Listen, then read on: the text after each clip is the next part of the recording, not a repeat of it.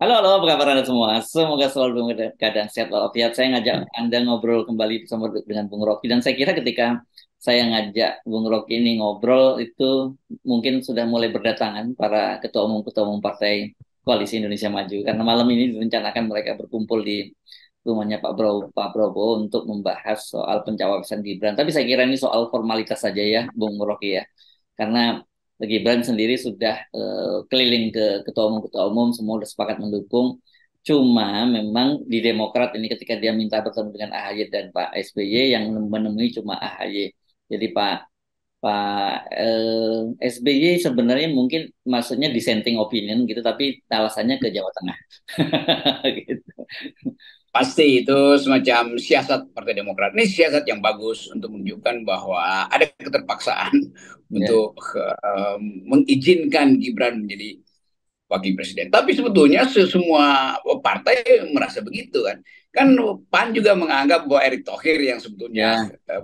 Hmm. proposal mereka itu. Hmm. Lalu Golkar, eh, Golkar tetap berupaya untuk Erlangga. bukan eh, bukan Gibran, tapi karena ada masalah dengan status Pak Erlangga lalu terpaksa mesti diain. Tetap faksi-faksi di Golkar, terutama anak muda, AMPI sendiri kan terbelah. Jadi kita tahu itu. Apalagi Pak Yusri ini, Isa Mahendra justru menganggap ya dia nggak ada poin sebetulnya kan di partai kecil, tetapi pikirannya harus didengar dan sudah didengar publik tuh. Jadi Hmm. sebetulnya orkestrasi yang akan dimainkan malam malam ini di rumah Pak Prabowo itu orkestrasi yang partiturnya dipegang oleh semua orang. Ya, Jadi ya, ya, tidak ada ya. semacam Hmm. keutuhan harmoni kan. Jadi tanpa harmoni yang ada adalah kakofoni, yaitu bising aja tuh. Tapi mesti diambil keputusan sebab tinggal 2 hari itu. Walaupun kita tahu ini masih 25, jadi 25. akan mendaftar 24 yang masih ada 1 hari bisa berubah juga tuh.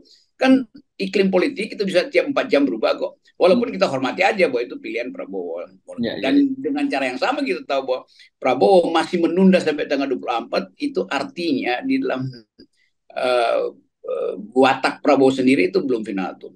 Jadi tetap di dalam kubu Prabowo ada dissenting opinion, terutama yang sudah jelas itu dari SBY, dan ada kegelisahan yang masih diidap oleh Prabowo Subianto. Ya, oke. Ini katakanlah begini ya.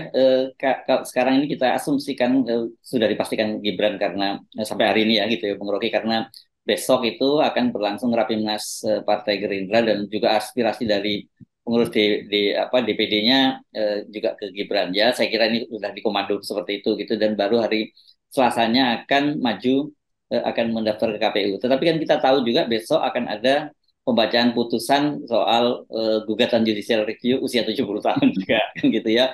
Oke, boleh kita anggap lucu-lucu, tapi kita nggak tahu semuanya bisa terjadi kok ya perubahan-perubahan itu yang tanpa kita duga gitu kan. Seperti skenario Pak Jokowi juga nggak mulus-mulus semua juga. Ya kita bayangkan Gerindra, oke, besok dia rakernas, lalu ada keputusan. Tetapi dalam keadaan ketiadaan kepastian, rakernas itu juga akan diwarnai oleh tukar tambah tuh. Hmm. Jadi sinyal-sinyal itu akan berlangsung uh, lebih konyol nanti itu. Kita misalnya SB besok kasih pidato lagi atau kasih bikin tweet kecil, itu akan mempengaruhi juga psikologi dari koalisi kan. Demikian juga Pak Erlangga yang bahkan memuji-muji Gibran seperti Sultan Syahrir itu. Jadi juga orang kan Hmm. ya ada rasa jijik sebetulnya, disgusting pada Erlangga, ngapain bandingkan Sultan Syahrir dengan Gibran, itu jelas Hmm. itu bukan apple to apple, atau itu memang apple to apple Hmm. antara apel segar dan apel busuk jadinya kan. Kan begitu pikirannya.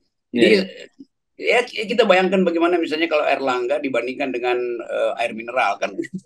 Yang tadi ada Sama singgung aja, tadi pagi ya. tapi kualitasnya beda tuh. Jadi Hmm. sekali lagi ini nggak bulat tuh. Jadi Rakernas Gerindra besok itu akan diwarnai oleh sinisme, dan sinisme itu yang akan dibaca oleh publik. Nah Hmm. kalau itu terbaca dengan jelas bahwa akhirnya Pak Prabowo mengambil langkah yang pragmatis, itu menunjukkan Prabowo juga terdesak oleh situasi, oleh keadaan.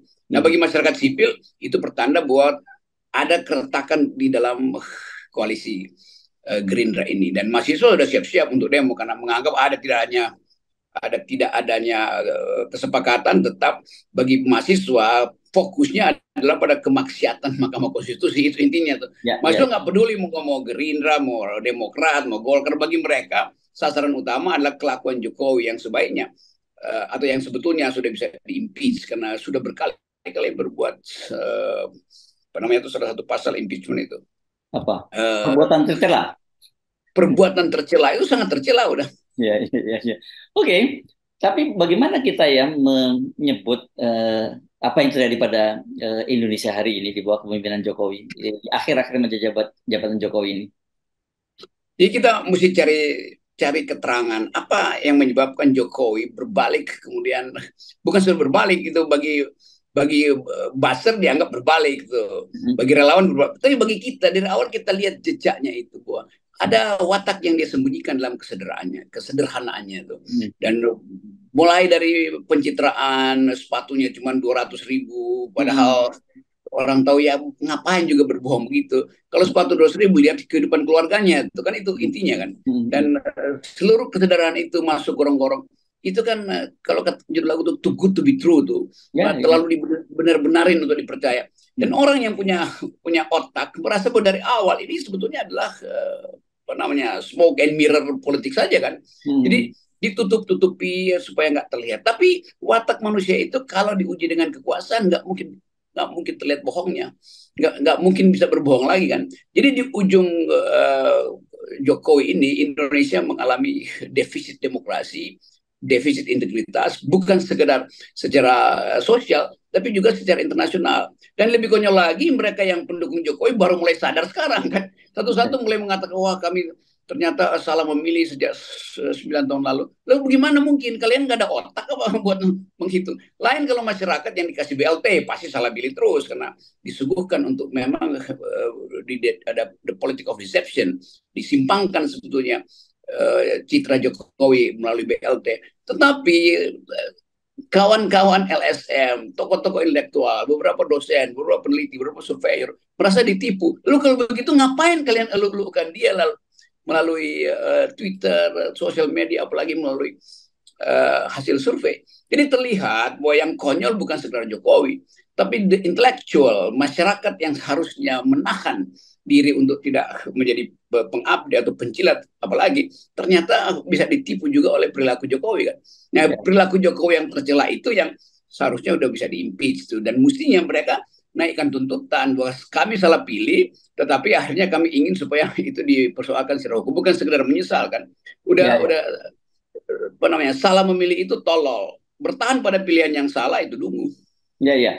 Oke, saya kira ya pola komunikasi keluarga Jokowi yang hipokrit gitu ya, hipokrisi keluarga ini itu kayaknya jadi template ya, Bung Rocky, yang jadi kita bisa memperkirakan Gibran itu juga nggak jauh-jauh seperti Pak Jokowi nantinya, karena kemarin kan jelas ingat yang terbaru aja dia ketika ngomong kok saya nggak ngurus SKCK, saya nggak ngurus surat-surat SKCK, yang ngurus Pak Erik. Itu kan dia memandangkan bahwa dia tidak akan jadi calon wakil presiden, tiba-tiba sudah semua lengkap dan dia kemudian dideklarasikan menjadi calon wakil presiden. Sebelumnya kan dia juga ngomong bahwa dia tidak mungkin meninggalkan PDIP karena dia dididik, dibesarkan di PDIP, nggak mungkin dia meninggalkan, tiba-tiba dia meninggalkan itu. Jadi ini pola seperti ini baku, tapi saya kira kok kalau publik sekarang sudah mulai sama-sama memahami, tapi sementara politisi yang sekarang dia di Koalisi Indonesia Maju itu kok sepertinya mereka masih tersihir oleh komunikasi-komunikasi semacam ini.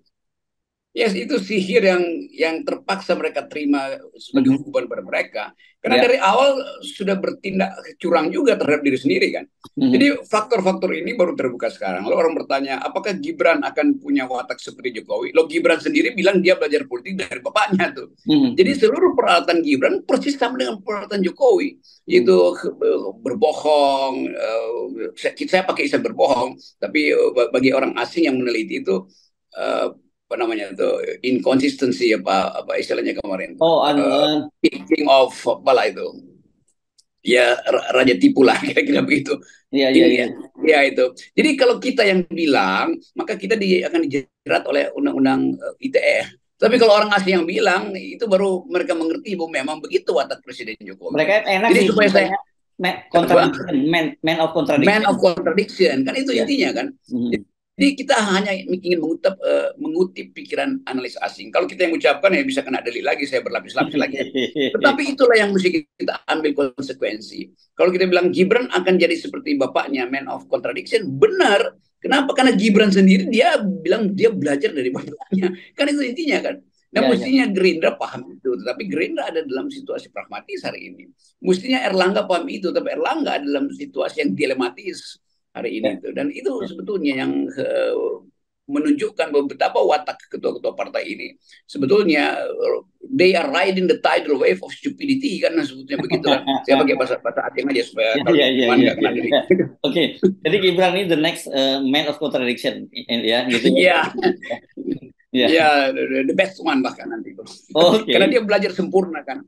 Jadi yes. kesempurnaan itu yang nantinya akan dituntut oleh publik dan saya nggak tahu apa nanti Pak Prabowo ucapkan ketika dia dilantik atau apa yang akan diucapkan oleh Erlangga ketika ditagi bahwa apakah benar Gibran itu sama seperti Sultan Syahrir. Sultan Syahrir tetap pegang doktrin dia tentang pendidikan dan kemanusiaan, kendati dia berselisih dengan uh, Presiden Soekarno atau demi dia nggak pernah berhenti. Dan Sultan Syahrir menulis buku Our Struggle, apa namanya Hmm, itu ya, perjuangan kita itu.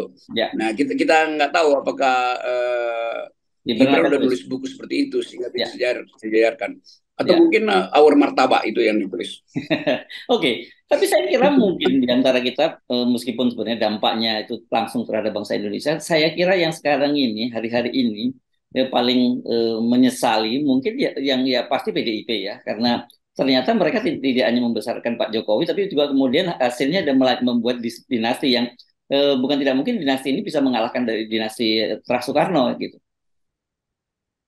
Iya itu kalau lagunya Blame It on the Rain gitu kan. Jadi yang Hmm, mau disalahin bukan hujan, tapi hmm, PDIP yang mesti disalahin kan. Bahwa hmm. PDIP memang gagal mengantisipasi juga. Ya, Terlalu dieluk-elukan bahwa kami punya kader, ada Jokowi, ada Gibran, ada Kaisang segala macam. Akhirnya ini satu keluarga itu menenggelamkan PDIP juga kan. hmm, Moral PDIP itu jatuh karena kelakuan dari keluarga ini itu. Terpaksa kita mesti bicara begitu karena hmm. saat sekarang kita nggak tahu bagaimana bikin analisis selain menghidupkan kembali harapan bahwa Indonesia bisa dipulihkan pasca Jokowi nanti itu. Ya, Dan karena itu semua orang juga menuntut pertanggungjawaban dari PDIP karena PDIP justru yang harus memberikan keterangan kenapa pada akhirnya kader PDIP itu jadi dinasti kan itu intinya kan. ya, ya, ya. Walaupun kita tahu ya PDIP juga dinasti, tetapi dalam PDIP ada kaderisasi itu. Dan bagaimanapun Puan dididik pelan-pelan untuk tampil sebagai ketua partai. Nah ini Jokowi itu tidak mendidik apa-apa, tiba-tiba disodorkan dan dipaksa untuk diterima. Ya. Bagaimana mungkin kita pahami itu? Siapa yang mesti kita minta pertanggungjawaban? Ya PDIP sebagai rumah ideologi dari Jokowi, apa namanya Gibran dan Kaisang. Kan Ya, itu intinya. Jadi kita mau jujur supaya bangsa ini belajar bahwa jangan sampai ada pengulangan. Seseorang dengan ambisi dielulukan, para buzzer lalu budayawan yang memihak pada Jokowi itu mencilat segala macam cara, dibuatkan lagu, dibuatkan puisi, dituliskan esai segala macam, dan tidak mau periksa bahwa di dalam kesederhanaan seseorang itu seringkali bersemayam watak otoriter ya. atau watak despotis bahkan. Ya, tapi kalau kemudian akhirnya Pak Prabowo bersama Gibran ini terpilih menjadi presiden dan calon wakil presiden, apakah kita bisa sebut pemerintahan sebagai pasca Jokowi, Bung Rocky? Ya itu artinya belum ada yang namanya pasca Jokowi. Ya, Kecuali ada kecelakaan dan mungkin sekali Pak Prabowo masih menyimpan semacam siasat kecil. Kira-kira Pak ah, ah, Prabowo mengatakan ya ini udah di ujung, udah kita ambil semua dulu deh, nanti belakangan kita tapis. Ya boleh aja. Tetapi itu juga akan menunjukkan bahwa Prabowo juga artinya menjadi seorang yang pragmatis dan seorang yang yes, bahkan oportunis tuh.